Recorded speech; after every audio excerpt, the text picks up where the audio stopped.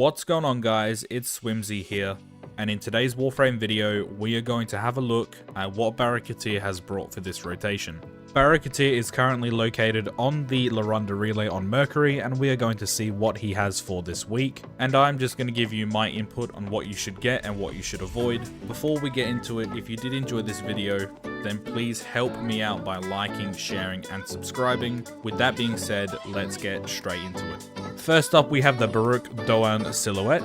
For 60,000 credits and 75 ducats, you can pick up a glyph of the deluxe skin for Baruuk. The glyph doesn't look good in my opinion, and the choice is yours if you want to purchase this item. Moving on, we have our first and only weapon, which is the Prisma Gorgon. For 50,000 credits and 600 ducats, you can purchase a Prisma variant of the Gorgon assault rifle. This weapon has a whopping 30% base critical chance with a decent 2.3 times crit multiplier and a 15% status chance. This weapon also has the ability to equip an Incarnon Genesis. I do have a video on the Incarnon Prisma Gorgon on my channel. If you would like to check it out, it'll be in the description. But overall, the Prisma Gorgon is way better than the standard variant, and you can deal some pretty good damage with the Incarnon Genesis. Plus, as with all weapons, this weapon does give Mastery XP, so I would highly recommend that you add this weapon to your arsenal. Next, we have the Zanuka Hunter Beacon. For 125,000 credits and 200 ducats, you can pick up a beacon that is a one-time use item that has a guaranteed chance to spawn the Zanuka Hunter. This beacon has one use, and that is to farm for the standard Detron secondary weapon. I would only purchase this if you need to farm the Detron parts fast. Moving on, we have the Zyphos Prisma skin. For 400,000 credits and 220 ducats, you can purchase a Prisma skin for the Zyphos landing craft. This skin has a nice Prisma effect and some reflective surfaces which you can make your landing craft stand out. This skin is very expensive, but it is up to you if you want to buy this item.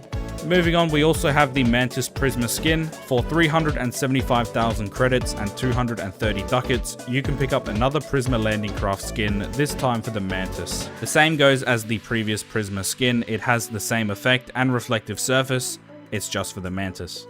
Again, this ship skin is very expensive, but it is up to you if you want to purchase this item. Moving on, we have the Optical Elixir skin.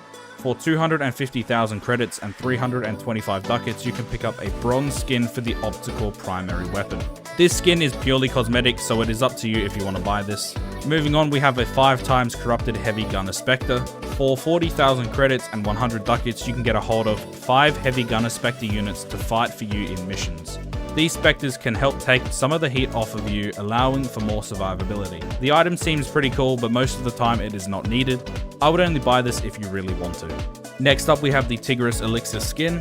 For 275,000 credits and 300 ducats, you can pick up another bronze skin, this time for the Tigris primary weapon. This skin is an exact copy of the previous Elixir skin, and this is also purely cosmetic, so it's up to you if you want to buy this weapon skin. Next, we have Primed Pack Leader. For 200,000 credits and 300 ducats, you can pick up a primed mod that heals your companion by 183 health per melee hit. Also, if your pet is at 4 HP, then you get Overguard to a total of 2,200. Now, it isn't the best mod, however, I would still recommend that you pick this up, because it is a primed mod and can be very useful in certain situations. Moving on, we have the Vez Luxem Ornament. For 100,000 credits and 100 ducats, you can pick up a decoration to enhance your orbiter or dojo. This ornament is animated and it does move slightly, however it is just a decoration and it gives no real value. I would recommend to only buy this if you want to.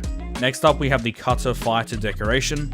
For 100,000 credits and 100 ducats, you can pick up a small replica of the Cutter Grineer Fighter from Railjack. This is a cool little decoration, but it is very expensive, so it's up to you if you want to buy this item. Moving on, we have the Katir Moa pet skin. For 325,000 credits and 500 ducats, you can purchase a Moa skin for your companion. This skin actually does look really nice, but it is also really expensive. It's up to you if you want to buy this item. I'm not willing to sell my liver. Next up, we have the Tanakai shoulder plates. For 125,000 credits and 315 ducats, you can purchase the shoulder plates from the Tanakai armor set. These shoulder plates don't look that bad, but they are very expensive. We also have the Tanakai chest plate. For 150,000 credits and 300 ducats, you can pick up the second part to the Tanakai set, which is the chest plate. The chest plate is the best part of this set, however, just like the shoulder plates, it is very expensive for what you get. Lastly, we have the Tanakai leg plates. For 115,000 credits and 275 ducats, you can buy the third and final piece to the Tenakai set. These leg plates look alright, but I personally would stay away from purchasing this set purely because it is very expensive. If it was a bundle, it would be different because I bought it when it was a bundle, but the choice is yours. Moving on, we have the Class of 10-0 poster. For 120,000 credits and 90 ducats, you can buy a poster that is based on the Zariman 10-0. This isn't the worst poster in the game and can be used to spice up your orbiter. It is also up to you if you want to buy this item. Moving on, we have the Wisp Immortal skin. For 100,000 credits and 550 ducats, you can pick up the Immortal skin for Wisp. This skin has a ton of details including patterns and allows for different color options. Immortal skins are pretty expensive, so it's up to you once again if you want to purchase this. Next up, we have the Stranger's Hood for the Operator. For 500,000 credits and 550 ducats, you can purchase this Operator headgear accessory from the Deviri Paradox. If you like this hood, then now is the chance to get it, however you might need to sell your kidney. Moving on, we have the Ortis reified statue. For 275,000 credits and 350 ducats, you can buy a statue of Ortis from the New War quest. This is a cool decoration, but it does cost a lot to buy it, so I would stay away from it. Next up, we have the Teer Striated Sandana. For 500,000 credits and 500 ducats, you can pick up a Sandana based on Baruuk Teer. This Sandana is pretty small in comparison to the other Sandanas that Baro brings, but it could be used for fashion framing. I would stay away from this since you would have to take out another home loan just to buy this. Our second prime mod is Primed Convulsion. For 175,000 credits and 350 ducats, you can purchase another primed mod that deals 165% electricity for pistols. This mod can also be used to create other elements like corrosive or radiation that can kill certain factions with a breeze. This mod is very useful, so I would highly recommend that you pick this up. Another primed mod we have is Primed Redirection.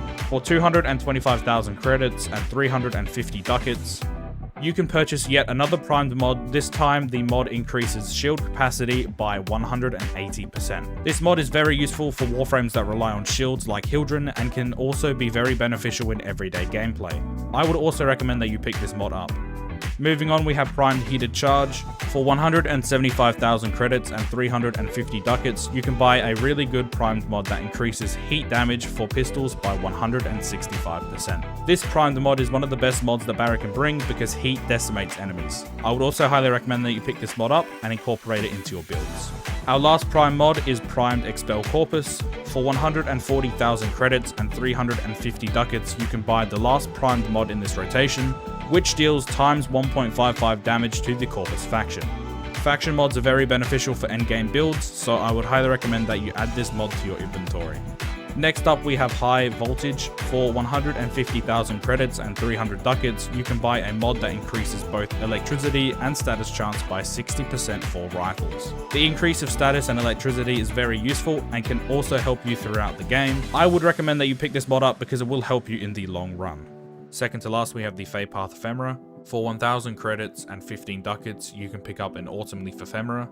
It is an animated ephemera which helps those fashion frame enthusiasts, and in my opinion looks pretty good. Lastly, we have the Sands of Inaros Blueprint. For 25,000 credits and 100 ducats, you can pick up a blueprint that starts the Sands of Inaros quest to get the Warframe Inaros. The quest is a must-have to progress through the game, and if you miss out on picking up this item, then unfortunately you're going to have to wait 2 weeks until it is available again, since it can only be sold by Baro. I would recommend that you purchase this as soon as you can.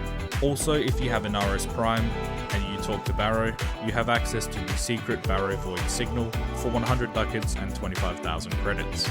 You complete a mission for Baruuk Teer, and in return, you get a random reward out of the reward pool. I recommend you complete as many of these as possible.